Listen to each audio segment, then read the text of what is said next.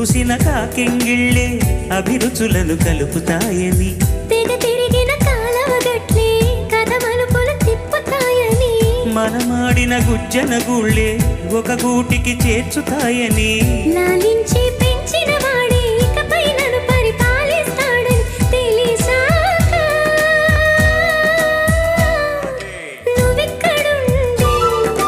నేనక్కడుంటే